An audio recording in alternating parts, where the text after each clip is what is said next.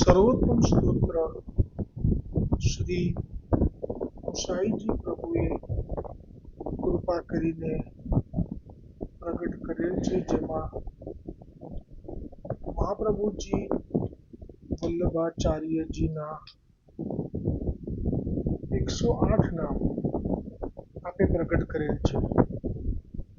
જે સર્વોત્તમ સ્તોત્રનો પાઠનો મહિમા સ્વયં શ્રી ગુસાઈજીએ આપે જ પ્રગટ કરેલ છે. સર્વોત્તમ સ્તોત્રના 6થા શ્લોકમાં આપે કહ્યું છે કે વિનિયોગો ભક્તિ યોગ પ્રતિબંધ વિનાશને કૃષ્ણ ધરામૃતાસ્વાદ સિદ્ધિરત્ર ન સંશય. જે કોઈ પણ પુષ્ટિ માર્ગીય વૈષ્ણવ શ્રી સર્વોત્તમ સ્તોત્રનો પાઠ કરશે નિત્ય, તો તેને જે કોઈ પણ પુષ્ટિ ભક્તિ માર્ગમાં પ્રતિબંધ આવતા હશે તેનો નાશ થશે અને શ્રી કૃષ્ણ ધરામૃત નિસંશય નિશ્ચય પ્રાપ્ત થશે. તો જે ગઈકાલે નામ ઉપર ટીકા અધૂરી હતી તે આજે વિરામ પામશે. ક્યાં તો હજી અધૂરી હશે તો કાલે આવશે, જોયું. હજી વિસ્તાર છે એટલે હજી કાલે આવશે.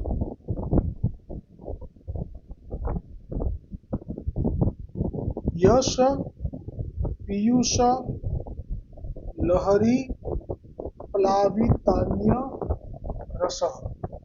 આ નામ શ્રી મહાપ્રભુજી વલ્લભાચાર્યજીનો શ્રી ગુસાઈજીએ પ્રગટ કર્યું. એમાં ભાવ કોઈ વાદી એવી શંકા કરે કે શ્રી મહાપ્રભુજી વલ્લભાચાર્યજીના યશોગાન કર્યા પછી તે જે ગાન કરી રહ્યો છે તેની હૃદયની અંદર મહાપ્રભુજી વલ્લભાચાર્યજી બિરાજી રહ્યા છે એનું કોઈ પ્રમાણ હોય તો શ્રી ગુસાઈજીએ આ નામ પ્રગટ કર્યું અને આપના જ કૃપા પ્રેરણાથી ગોકુલનાથજીએ ગઈકાલે સુંદર એ નામ ઉપર વર્ણન કરતા કહેલું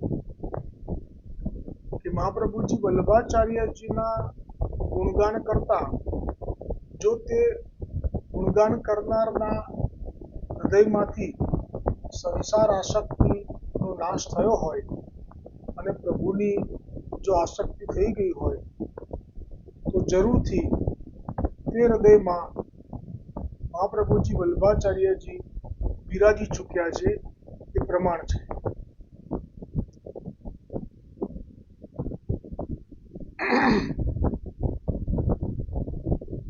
હવે આગળની જે લીલાનું આગળ જે વર્ણન છે ટીકાનું અધૂરું હતું તે ગોકુલનાથજી કહે છે ભગવદીયન કો જબ પવન રૂપી ભગવદીયન કો સત્સંગ જબ પાવત હૈ.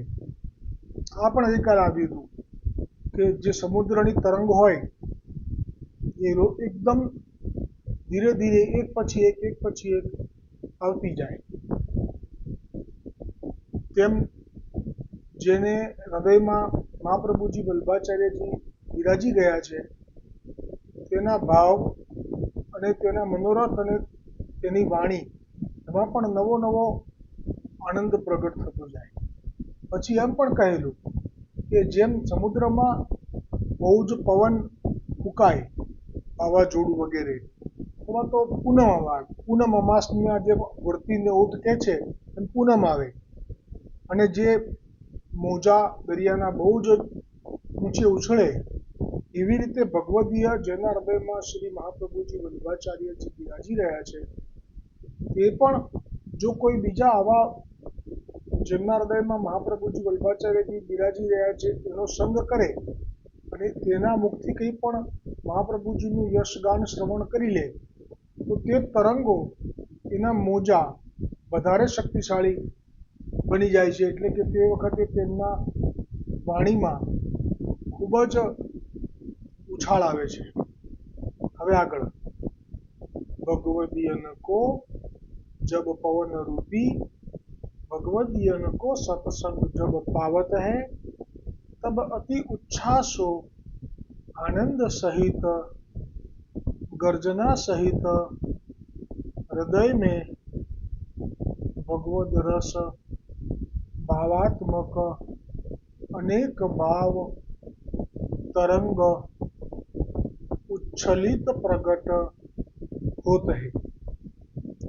ताते सबनसो धारण शक्ति होई सकत नहीं है।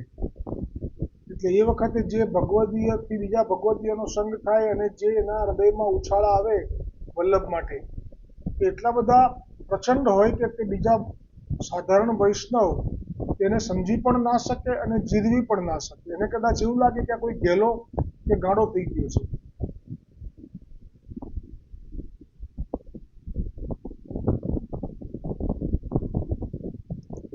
सर्व विस्मयता को प्राप्त हो जात है साधारण वैष्णव, ऐसे अपार रस भाव तरंग प्रगट होई आवत है। जाने जाते जानियत है जो या भगवदीय के हृदय में श्री महाप्रभु जी वल्लभाचार्य जी आप भाव रस समुद्र रूप विराजत है। ताते अपार भाव तरंग प्रगट होत है। अथवा समुद्र में जब देखो तब अनेक लहर उठबोई करत है, कबहू तरंग को पार आवे नहीं। ऐसे ही जा भगवदीय के हृदय में सदा श्री महाप्रभु जी वल्लभाचार्य जी आप भाव सहित विराजत है, ता भगवदीय के हृदय के भाव तरंग को जन्मांतर पर्यंत जो संग करे और उनको श्रवण करे, परंतु कबहू भाव तरंग को पार पावे नहीं। એટલે જે ભગવદીયના હૃદયમાં મહાપ્રભુજી વલ્લભાચાર્યજી ભાવ સહિત બિરાજી ગયા છે, એ ભગવદીયનો જો કોઈ બીજો વૈષ્ણવ સંગ કરે અને જીવનભર એની સાથે રહે, છતાં પણ જન્માંતર પર્યંત જો સંગ કરે, અરુશ્રવણ કરે, परंतु कबहू भाव तरंग को पार पावे नहीं। और जैसे समुद्र में नौतन नौतन सदा तरंग उठत है, तैसे ही या भक्त भगवदीय के हृदय तो नौतन भावन के तरंग प्रकट होत है। आ तो प्रमाण છે વૈષ્ણવોની 84 વૈષ્ણવોની વાર્તામાં ઘણા બધા પ્રમાણો છે, અનેક અત્યારે પણ મને જે સ્મરણ થયું તે કહું છું. એક વૈષ્ણવ છે જે ગામમાં રહે છે અને બીજા પંડિત જે મર્યાદા માર્ગીય અથવા તો માનો કે વેદને અને ભાગવતને વિશે જાણનારા છે, તો તેમના માટે દરેકને એવું હોય કે મારું કોઈક કહીને બતાવું કે મારી પાસે કેટલું છે. એટલે બીજા જે જાણનારામાં એક આ મહાપ્રભુજીના જે સેવક હતા એ ભાગવતજી એ જાણે છે એવું જાણી લીધું આ પંડિતે. એટલે એણે કહ્યું કે પછી તો હું પણ તમને ભાગવત સંભળાવું છું, તમે સાંભળો. આ એક એવું મનોવિજ્ઞાન છે કે પોતે પોતાના જે જાણનારા જેવા બીજા જાણનારાને મળે તો ખરેખર એણે માણવું જોઈએ. દિનતા હોય તો એ માણે કે આમાં કંઈક મને વધારે લાભ મળે, પણ આને તો અહંકાર હતો. એટલે એણે જણાવ્યું હતું કે તમે મારા મુખેથી ભાગવત સાંભળો. એટલે આ જાણી ગયા મહાપ્રભુજીના સેવક, એટલે વાત ટાળે કે આને મારી પાસે આવી અને એને જે ખબર છે એ બધું મને સંભળાવવું છે. પણ મારે, કારણ કે પુષ્ટિ માર્ગીય વૈષ્ણવોને તો મર્યાદા માર્ગીયથી સત્સંગ કરવાની પણ મનાઈ છે. એ વખતે આવશે જ્યારે હરિરાયજી ખુલાસો કરશે કે શા માટે. પરંતુ આ તો પાછળ એવો પડ્યો તો આ વાત ટાળે કે અત્યારે નહીં, પછી, હમણાં સમય નથી, એટલું તો કહી શકાય. પણ એક વખત એવું થયું કે આપ બિરાજેલા હતા અને પેલો આવ્યો, અને જેવો આવ્યો એવું જાણીને આપે એક પ્રપંચ બતાવવા પૂરતો સોગટા રાખેલા. એ સોગટા ખોલીને જાણે કે રંબા બેસી ગયા, એમાં મય થઈ ગયા. પેલો જાણી ગયો કે આણે મને જોઈને સોગટા કાઢ્યા, કેમ કે મારાથી ભાગવત સાંભળવી નથી. એટલે એટલે આજે એમણે તો કહી દીધું કે મેં જોયું છે કે તમારી પાસે સોગટા રમવાનો ટાઈમ છે, પણ મારા મુખેથી ભાગવત સાંભળવાનો ટાઈમ નથી. તો પછી હવે તમારે ભાગવત સાંભળવી જ પડશે. હવે આ પ્રસંગ આવે છે જે આ નામમાં કહ્યું કે એમની જે હૃદયમાં જે મહાપ્રભુજી બિરાજી ગયેલા છે તેને કારણે જે તરંગો છે એ કોઈ દિવસ અટકે નહીં. હવે અને જીદ કરી, ના એ વખતે તો પછી કહ્યું કે અત્યારે તો હું રમું છું, એટલે એ વખતે તો અવસર ના મળ્યો. જીદ કરી તો પણ ના મળ્યો. હવે થયું શું કે એક વખત આપ સ્નાન કરી રહ્યા હતા, એ વખત આવી ચડ્યો જળમાં અને કહે કે હવે તો તમે આજે મારી ભાગવત સાંભળજો જ, કેમ કે હવે તો તમારી પાસે અવકાશ છે, સ્નાન કરવા તો આવ્યા જ છો, થોડું સાંભળી લો. ત્યારે આપે મને બરાબર સ્મરણ નથી, પણ ભાગવતજીના એક શ્લોક વિશે કંઈક પૂછ્યું કે તો પછી તમે આ વિષયમાં મને કંઈક કહો. તો એ બિલકુલ મૌન થઈ ગયો, કેમ કે એની પાસે એનો ઉકેલ નહોતો. નિકુંજની જ કોઈ લીલા હતી દસમ સ્કંદની, એટલે સ્તબ્ધ થઈ ચૂપ થઈ ગયો. પછી એણે કહ્યું કે તો પછી આપ જ કંઈક કહો. બસ આ જેટલું કહ્યું કે આપ કંઈક કહો, એની સાથે જે તે મહાપ્રભુજીના સેવકે જે નિકુંજની લીલાનું વર્ણન શરૂ કર્યું, એ વખતે 12 વાગે મધ્યાહનની સંધ્યા કરવા માટે આવેલા અને રાત્રિ થવાઈ એટલે કે રાત પડવાઈ, જળમાં ઊભા ઊભા. અને આપ તો મહાપ્રભુજી આપના અંદર બિરાજમાન છે, એટલે આપને તો દેહ ધર્મ પણ અસર કરતો નથી. અને પેલો થાકી ગયો અને હજી તો સાંજ પડવા આવી એટલે પેલા એ હાથ જોડીને વિનંતી કરી કે તમે સાક્ષાત ઈશ્વરની કૃપાથી બોલી રહ્યા છો. એવું તો નથી ખબર કે મહાપ્રભુજી બિરાજી રહ્યા છે એટલે બોલી રહ્યા છે, પણ કે તમે ઈશ્વર, એટલે વાત તો એક જ છે. અને હજી તો મેં જે પૂછ્યું એમાં ક્ષમા, તમે જે વર્ણન કર્યું છે એમાં તો હજી ક્યાં સુધી આવ્યું? તો કે 7 દિવસ ચાલશે ઓછામાં ઓછા. ત્યારે એણે 2 હાથ અને ત્રીજું મસ્તક નમાવ્યું અને એ એટલું સમજી શક્યો કે એમના હૃદયમાં કોઈ એવું બિરાજી રહ્યું છે કે જે અમાપ તરંગોથી એક પછી એક નવા નવા ભાવ સાથે વાણી પ્રગટ કરાવી રહ્યું છે આ ભગવદીયના હૃદયમાં. તો આ પ્રસંગ એટલે જ મને સ્મરણ થયું. એ કહ્યું कि श्री आचार्य जी महाप्रभु जी की लीला तो प्रतिक्षण नौतन प्रकार की है, ऐसी अपार लीला ताते भगवदीय के हृदय में प्रतिदिन प्रतिक्षण नौतन प्रकार की है. लीला संबंधी भाव रूपी लहर तरंग प्रकट होता है, जो देखो सो नयो भाव लीलात्मक प्रकट होता है. अब समुद्र को कारण तो संक्षिप्त में कहे. સમુદ્રની ઉપમા આપી છે ગોકુલનાથજી કે છે એનું કારણ અમે તમને સંક્ષિપ્તમાં કહીએ છીએ.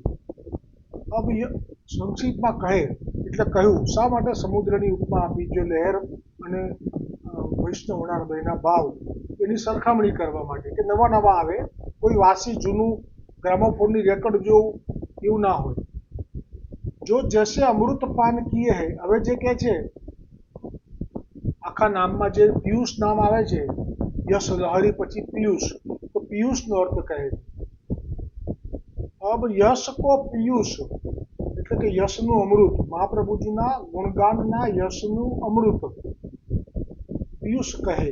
તાકો કારણ કહત હૈ, જો जैसे अमृत पान किए थे अमर होता है, जन्म मरण नहीं होता है, तैसे श्री महाप्रभु जी वल्लभाचार्य जी को जो अमृत पीयूष रूपी यश है, ताको पान विविध है. एक तो यश को श्रवण करनो सो गान द्वारा, और जिह्वा सो यश गान करत है सो जिह्वा द्वारा. એટલે કે જીહવાથી જે યશ ગાન કરે છે તે ગાન કહેવાય. યશગાનના 2 પ્રકાર છે, અને શ્રવણ કરે તે કર્ણ દ્વારા, એને શ્રવણ કહેવાય. સો દોઈ ભાંતિ यश रूपी अमृत को जो पान करत है, सो दोई भांति यश रूपी अमृत को जो पान करते हैं तिनको प्रथम तो सकल पापादिक को नाश होते हैं और विनको फेरी जन्म मरण होत नहीं है। એટલે આપણે જે આ મહાપ્રભુજીના ગુણગાન શ્રવણ કરી રહ્યા છીએ તો જાણતા અજાણતા પણ હજી પણ કંઈક આપણાથી પાપ થયા હોય એનો નાશ થઈ રહ્યો છે અને હવે જન્મ મરણ નથી। એટલે કે માના ગર્ભમાં 9 મહિના રહેવું, પ્રસૂતિની પીડા આપવી માને અને ફરી જન્મવું એવું નથી। और नित्य लीला में सदा प्राप्ति रहत है। अथवा अमृत कहिए परम मधुर मिष्ट को श्री महाप्रभु जी वल्लभाचार्य जी यश के समान, महाप्रभु जी के यश के समान त्रयलोक्य में એટલે કે ત્રણેય લોકમાં और कछु मधुर पदार्थ नहीं है। ताते पीयूष पद दिए, पीयूष એટલે अमृत। अब और हु कहत है जो अमृत पान कछु पेट भर नहीं मिलत है। હવે જો આપનો હૃદય ભાવ બહુ સુંદર પ્રગટ કરશે આ, કેમ કે આ જે છે પુરાણમાં આ પ્રસંગ જે બની ગયેલો છે જ્યાં અમૃતના કુંભ લઈ અને જે આવે છે પ્રગટ થાય છે અંદરથી સમુદ્રમાંથી અને જે મોહિની અવતાર થયો હતો એ અમૃત વિશે ગોકુલનાથજી પણ જાણે છે। આપને તો અમૃત સાથે કોઈ લેવા દેવા નથી પણ સમગ્ર જીવોના હૃદયમાં એ અમૃત વિશે એક સહજ એવું તો થાય કે અમને ના મળ્યું, દેવતાઓને જ મળ્યું, તો એ આ બધાનો હૃદયનો ભાવ અત્યારે પ્રગટ કરશે, બહુ આનંદ આવશે। એટલે શરૂઆત કેવી રીતે કરી? મહાપ્રભુજીના યશગાનનું જે અમૃત છે હવે એની સરખામણી કરે છે, કહે છે और હું कहत है जो अमृत पान कछु पेट भर नहीं मिलत है। એટલે જે દેવતાઓથી અમૃત પ્રગટ, દેવતાઓને દૈત્યોના મંથનથી જે અમૃત પ્રગટ થયું હતું એ અમૃત પેટ ભરીને કોઈને ના મળે। એક એટલે કહેવા માંગશે હવે આગળ કે વલ્લભનું તો જેટલું પીવું એટલું પીવાય। યશગાનનું અમૃત एक कणिका मात्र मिलत है, ड्रॉप थोड़ू सो काहे ते जो समुद्र मंथन भयो तब एक कलश अमृत को प्रकट भयो હતો। तामे ते श्री भगवान समस्त देवतान को पान कराए अमर किए, फेरी अमृत को दर्शन हु नहीं भयो तो पान कहाँ ते होई गो। बस आ भाव ગોકુલનાથજીએ બધાના હૃદયની એક સ્થિતિ પ્રગટ કરી। બધાનું ધ્યાન ત્યાં જાય। આ કથા જ્યારે પણ શ્રવણ કરે તો એમ જ થાય કે બસ દેવતાઓને જ અમે રહી ગયા, તો એ વર્ષો કાઢીને એનાથી વધારે મળ્યું છે એ આપ હવે પ્રમાણપૂર્વક આપણને વર્ણન કરે છે। શ્રી ગોકુલનાથજી કહે છે કે